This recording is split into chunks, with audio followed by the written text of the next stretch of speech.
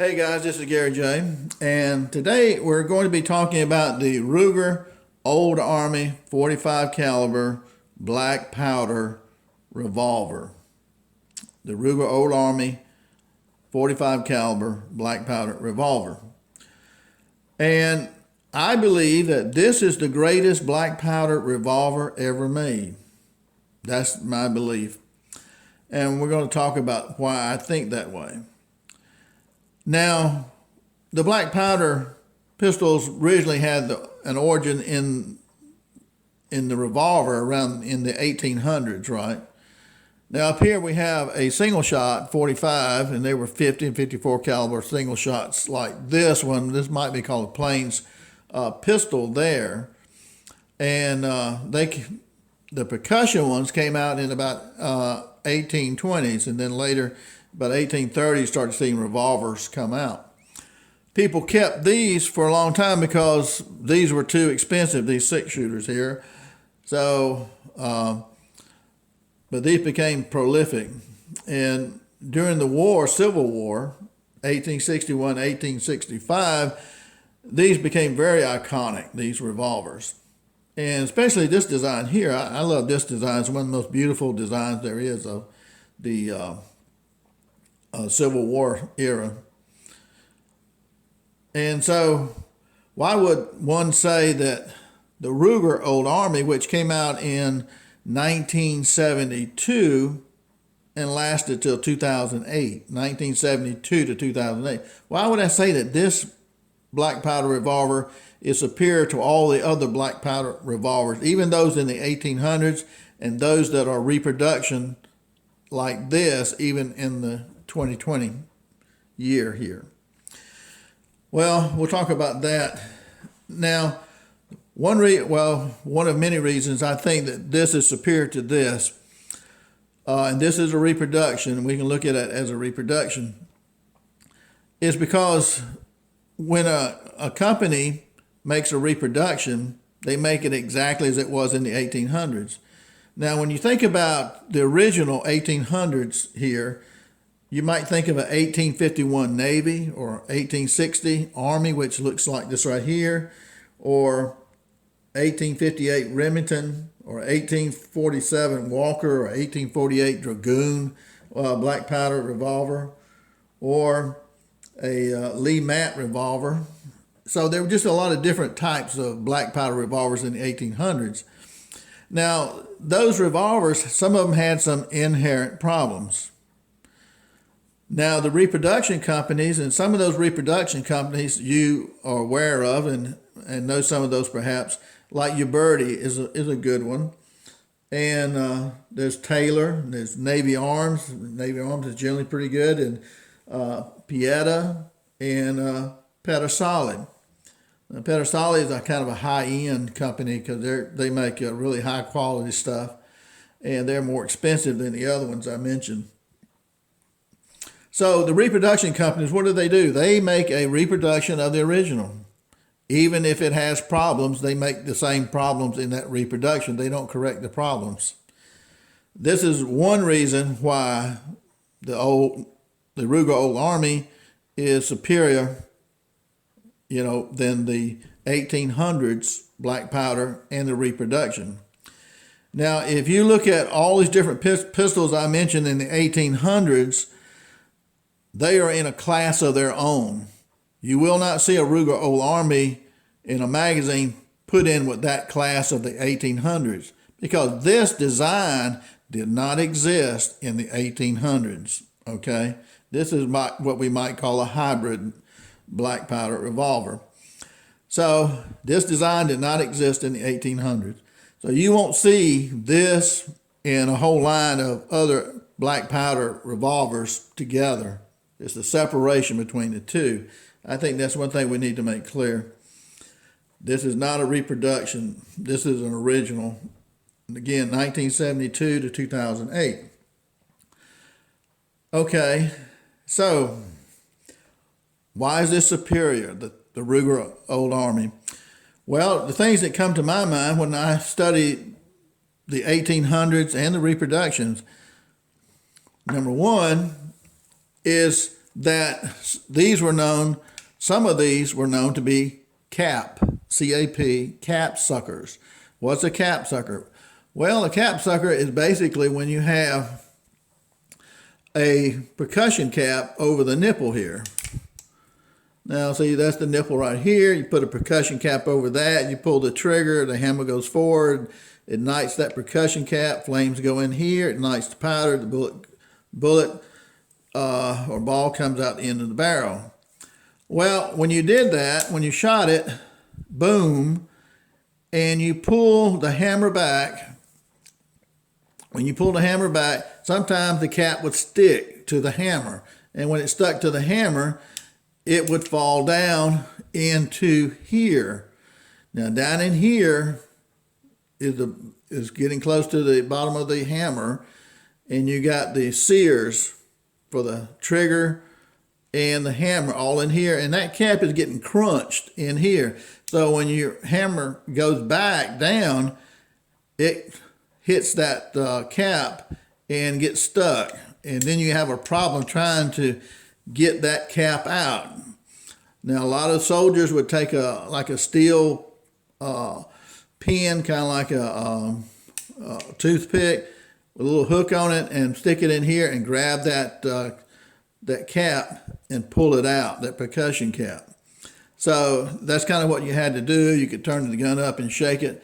Now, if you got people shooting at you in the military, you don't want to have to unjam your pistol, right? They could cost you your life. I'm sure it did cost some people their life. So sometimes perhaps you'll see on a movie where somebody will shoot a black powder pistol, and they shoot and it's a boom, and then they turn the barrel vertical and then pull the hammer back. Well, they do that so that that cap, if it sticks, it falls straight to the ground instead of going into here where it jams up the hammer. So basically they would go boom, turn the barrel up vertical, pull the hammer back just in case it's going to stick and fall off, and then aim and shoot. Now on this model here, the rear sight is on the hammer. This right here is what you're looking through on your rear sight right here for your front sight. So that's it's a fixed sight deal. And I can't see it that well if you line that up, I don't think. But anyway, that's kind of how that works. So the cap sucker was a real problem. The second thing that you see on a lot of the military pistols was that they shot maybe 16 to 21 inches high. 16 to 21 inches high. It is said if you were going to shoot somebody, then you aim at their belt buckle. That way you're sure to hit them in the chest. Now, all these pistols have been unloaded, okay? So they shoot high. That's the way they were designed. That's the way they were made. Somebody says, why would you design a pistol to shoot high like that? Because with black powder, especially in the military, you're going to be shooting at the enemy, and they may be 50 yards or 80 yards away. Well, you aim directly at them, right? And when you shoot, aiming directly at them, your bullet or ball is going to travel 18 to 21 inches above your target and just kind of a semicircle lob over to what you're shooting at, perhaps hitting the target that you're aiming at. So that's why they were designed that way, to shoot long distance. And that was not very accurate, I don't believe. So unless you had somebody that really practiced a lot. So that's the second thing that you see in some of the black powder pistols. The cap sucker and shooting 16 to 21 inches high. If you didn't know that, then it'll be a surprise to you when it happens.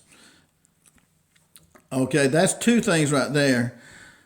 Now, the reproduction companies that I mentioned, a lot of those companies make these revolvers pretty quickly. They stamp them out pretty quickly. And so they don't spend a tremendous amount of time in quality assurance to make sure everything's exactly perfect.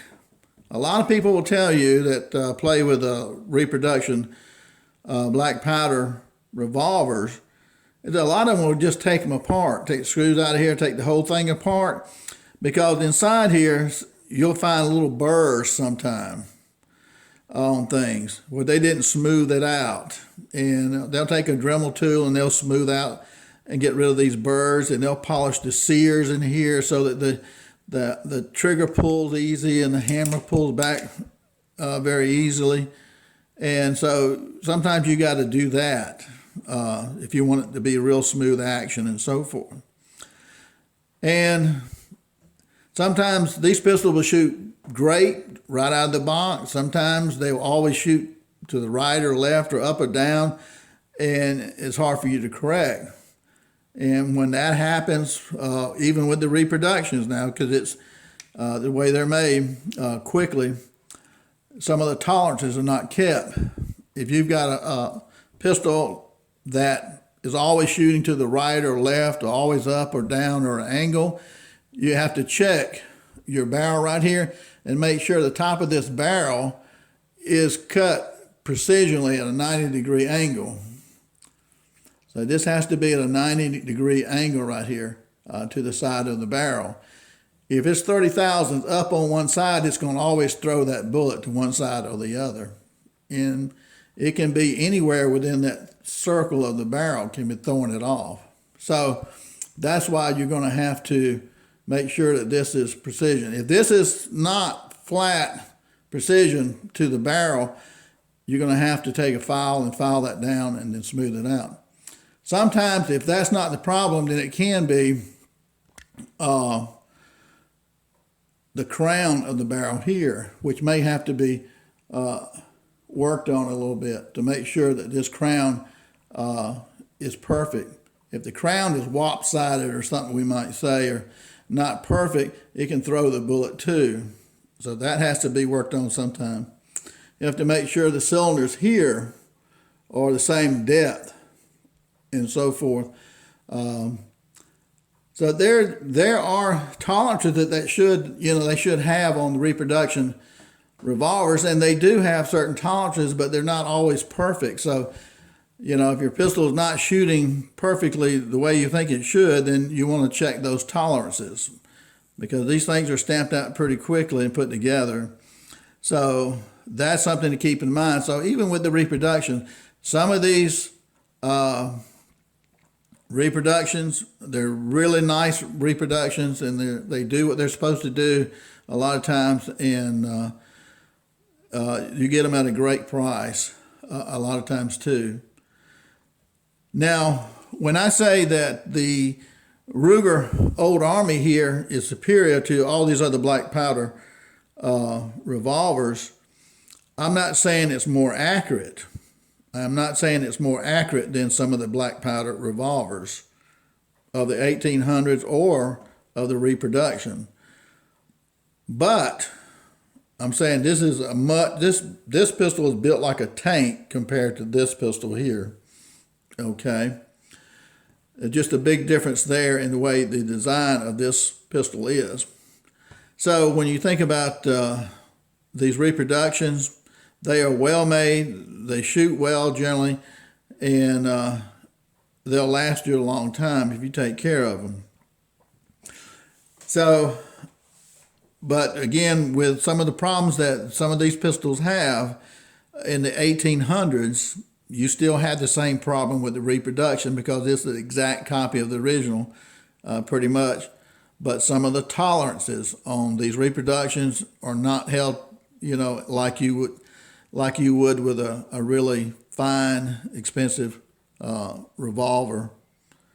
But Ruger, they don't have those problems that you have with Reproductions, and they can afford to have really precise quality control over their pistols and revolvers and etc.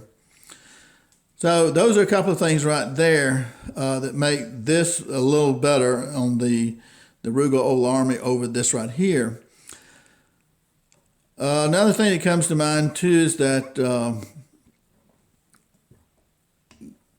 the frame in the cylinder here is super strong, a lot stronger than your Reproduction ones too.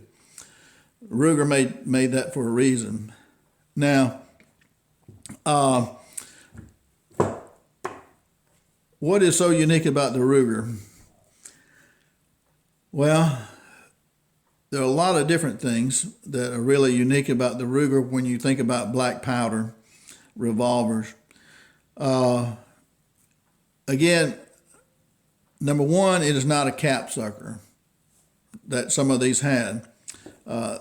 Bill Ruger, the owner of Ruger, knew the problems that you had with the original 1800 black powders. He was not going to have that in his revolvers. So he used the best engineers. And by 1972, when the Ruger Old Army came out, he wanted the best black powder revolver that you could possibly get.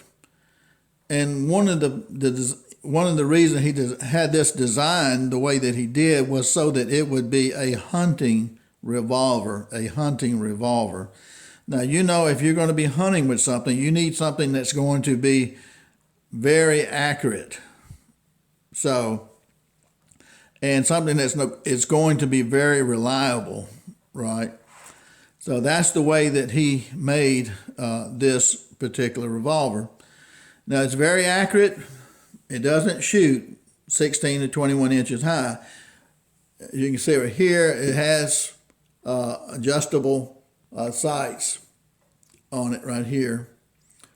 And it has a high ramp sight on the front. The higher the sight on the front, it pushes the barrel down so that you can aim at something directly and really be able to hit that instead of it shooting high. So this is to be a truly accurate pistol that way. So it's not a cap sucker. It doesn't shoot high. Those are two big things. You don't have to take it apart and clean it up on the inside, smooth out the sears or smooth out any of the parts on the inside or deburr or anything like that. All that's been done on these revolvers. They have a very smooth hammer and trigger pull on them. The cylinder here turns very easily, which a lot of black powder pistols are sticky when you try to do that. And another thing that's very important is the superiority of the frame here and the cylinder. Now, the thing that we know about black powder pistols or revolvers or rifles is you never put smokeless powder, which is our modern day powder. You never put that in these. If you put smokeless powder in here instead of black powder, when you shoot this thing, it'll turn into like a grenade. It'll explode in shrapnel. It'll probably kill you and whoever's beside you. So you never put smokeless powder. They're not designed to take that powerful explosion that you get from smokeless powder. So you never do that. Well, with Bill Ruger, he told his engineers, when you build this pistol that he wanted, when you build this pistol, I want this frame, this cylinder, strong enough so that you could shoot a 44 Magnum load in here with smokeless powder. Now, no doubt they thought he was nuts that you could shoot a 44 Magnum with smokeless powder. That would explode any of these right here. You can't do that. That would explode them. So they designed it, and then when they were finished with it, they loaded up the chambers on the Ruger and they loaded it up with smokeless powder and put a ball in here and crunched that down, and they shot it. No doubt several times. And as they shot this, it did not destroy or explode the cylinder or mess up the frame. And so that showed you that this frame and this cylinder was superior to anything else, because nobody would shoot smokeless powder. But that's what he did in testing the Ruger Old Army. I don't know of any other company that's going to do that. Reproduction companies are not going to build a black powder revolver or pistol with those kind of tolerances, because it costs too much money to build something like that. But that's not the way Bill Ruger felt about it. And from a business point of view, I can see where what he did was not a bad idea, to build something so strong as he did the Ruger Old Army.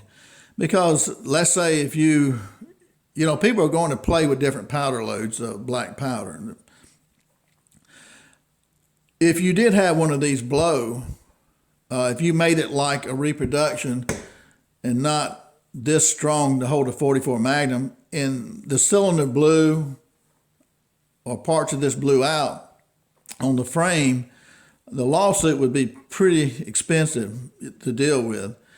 So he made a superior revolver. Now, I've seen people overload these chambers, put all kinds of stuff in there, and it amazed me that I would be afraid to shoot it.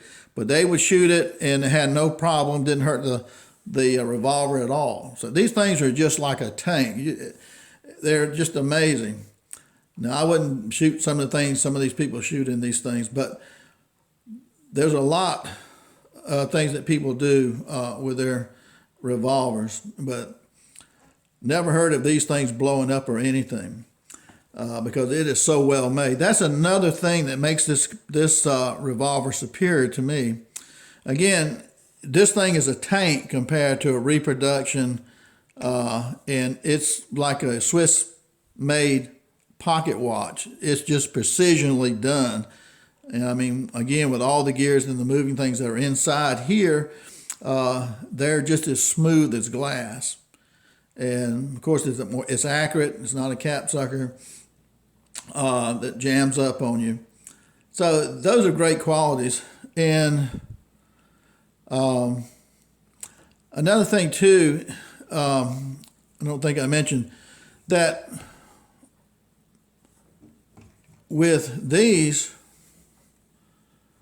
on the regular Reproduction and the original, you have 6 chambers here. 1, 2, 3, 4, 5, 6.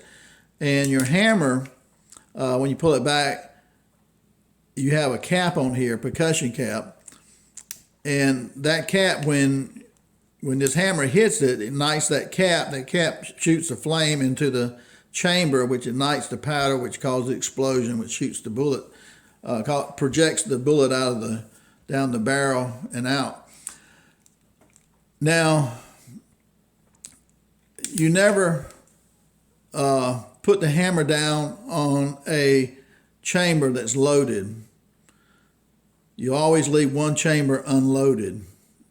And so, like, if this chamber was unloaded right here, I wouldn't even have a cap on it. And you rest your hammer on there.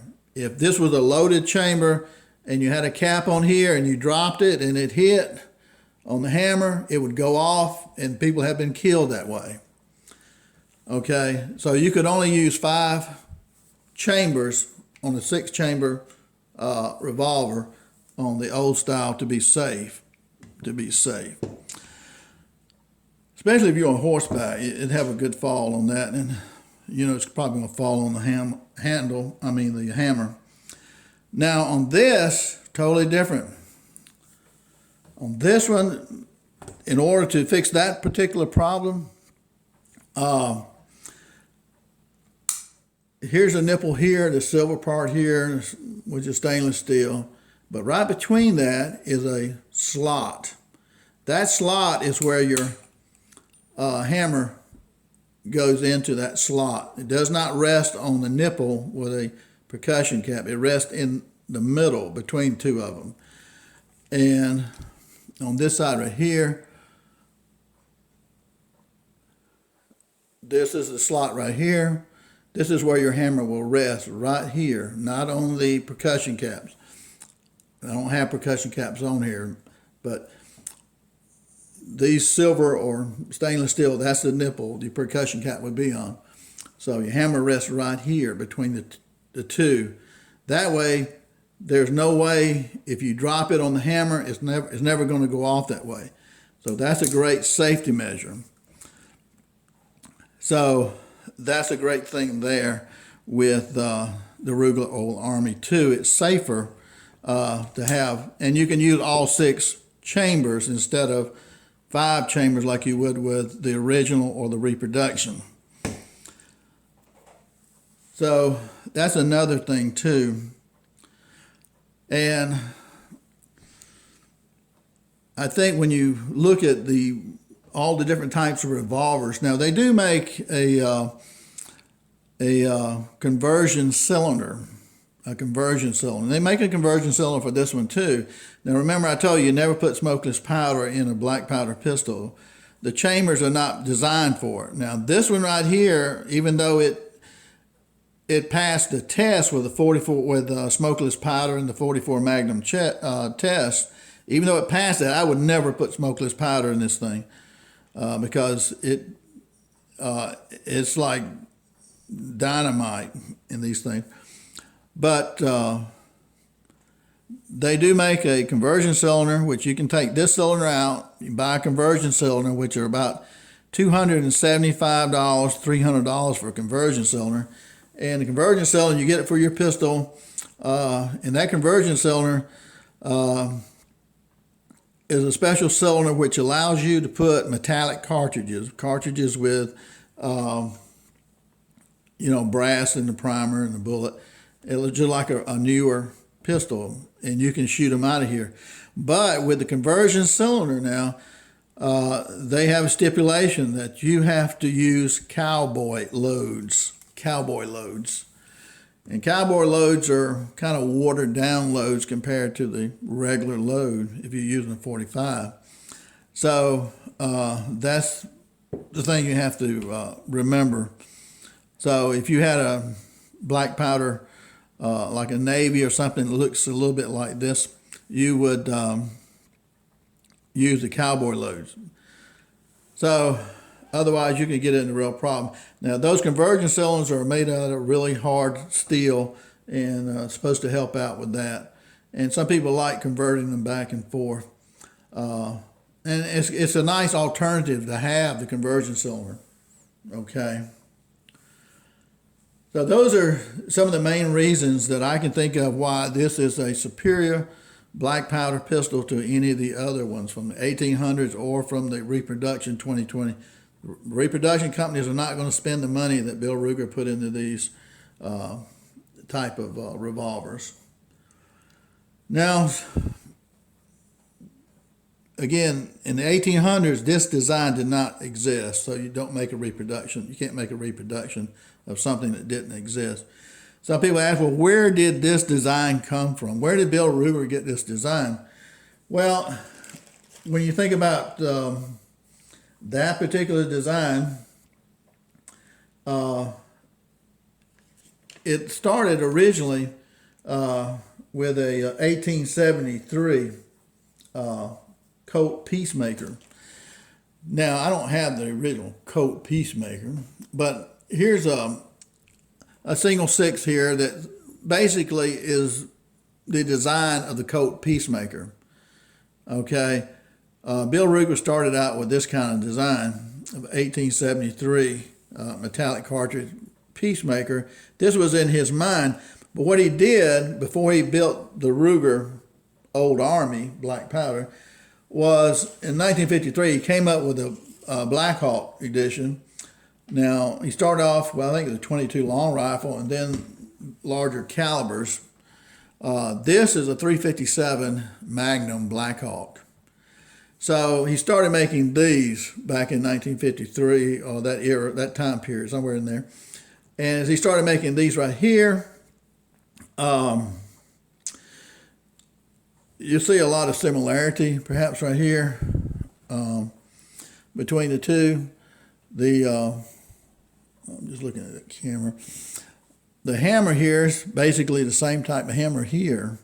This part right here is the same on the back and right here. It's got the same grips on it. It's got top strap here, top strap here. The barrel's pretty close to the same. The barrel on 357 here, or it could be any of the Blackhawks, is a high ramp sight right here. You got a high ramp sight up here on the front of that. And so this is not fluted. This is fluted. This is not fluted right here. Okay, so that needs all the strength it can have. So they're pretty much very similar in that sense. So he got his design in creating this pistol from the 1873 design, which looks similar to this right here. The 1873 looks similar to that. So from that design, he got this design, which from that, he created this. But also, when you look at your ramrod here, when you look at that, part of this design too, you have to give credit that this came from the Remington 1858 cap and ball pistol. The Remington 1858 cap and ball pistol. So that was put into this design too a little bit. So that's where this design came from. Okay. And so again, he started off with the 1873 Peacemaker design, which looks like that. From that, he created this. From this, he created this, Ruger Old Army. And as these were being made in 1972 to 2008, but in 1994, they had the first fixed sight on these, which I don't know why you'd want a fixed sight on that, but in 1994 they had a fixed sight version, and in 2002 they went from a 7.5 inch barrel to a 5.5 inch barrel, where you could get that if you wanted something a little bit shorter barrel on it. So these are very accurate and very powerful pistols. When it comes to gunpowder, there are different types of gunpowder. Europe generally makes the best gunpowder, better than cleaner than American. And so a lot can be said about the gunpowder that they have in Europe. Now, 777 and some others are more potent than other types of gunpowder. So if you're hunting or something like that, you want to do a little research on your gunpowder to make sure you get the more powerful gunpowder that you can. And I'll show you why you might want to do that. Okay, remember I said that this was designed to be a hunting revolver, okay? An accurate hunting revolver. You got to be accurate when you're hunting stuff. Now, they make all kinds of conicals and round balls for black powder revolvers. Now, if you're using round balls in the Ruger, Hornady makes a pretty good one here, and the size is 457 thousandths of an inch, 457 on the round ball. Now, the fellow named Kato Ojama, he created some molds where you could make your own bullets, and also he made a certain amount of them too. And he has different caliber molds for his particular type of conical bullets. Now, one of his is this one here.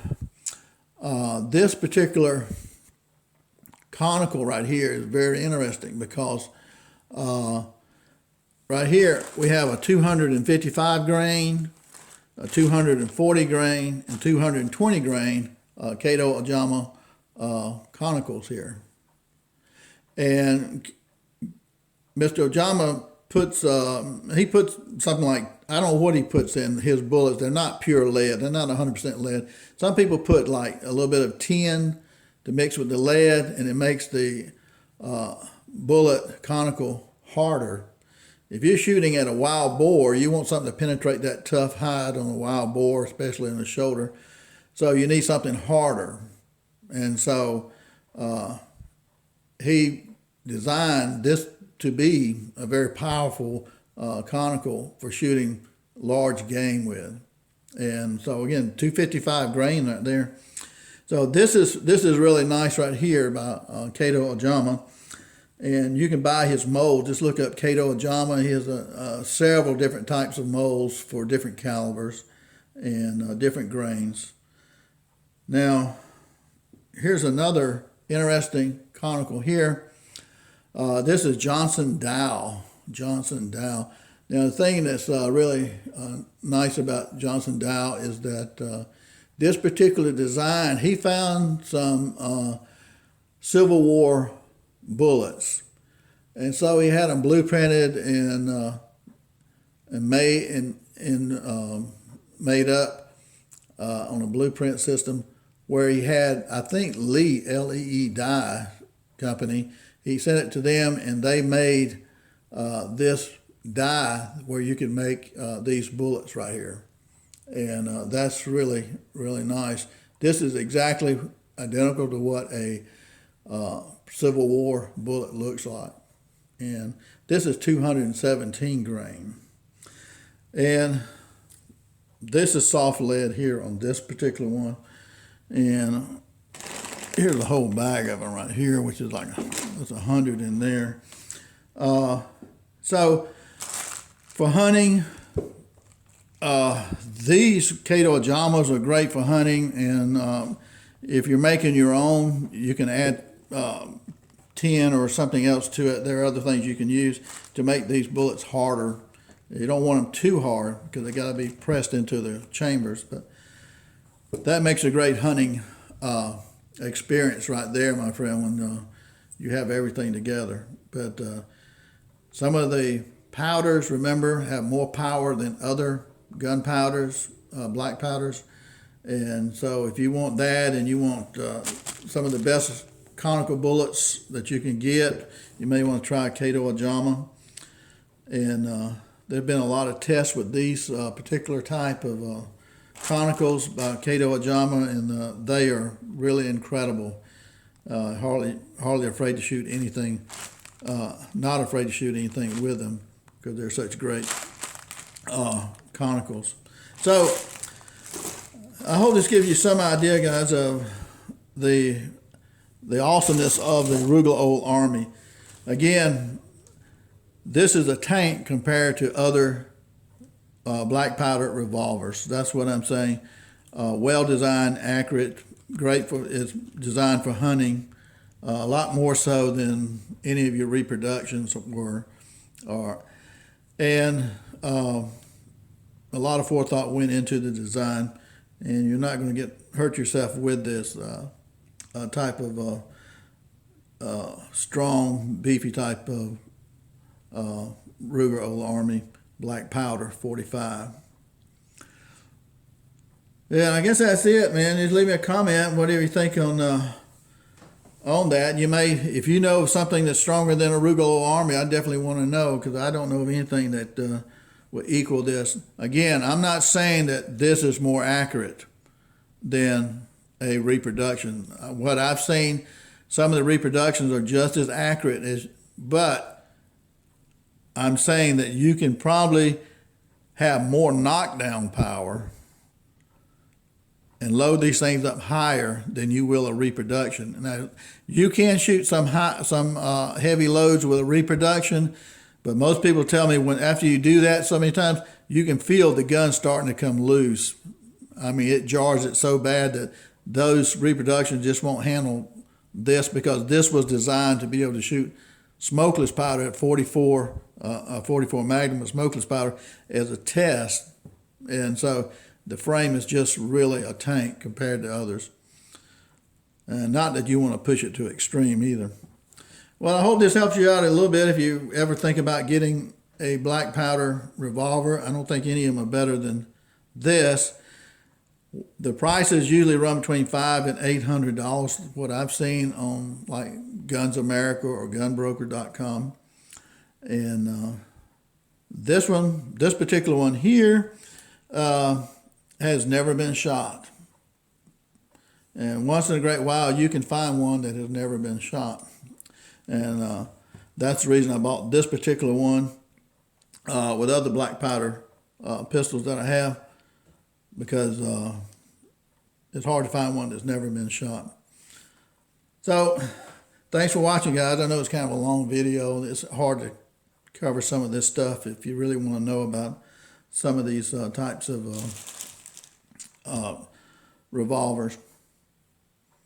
Take care, Gary J.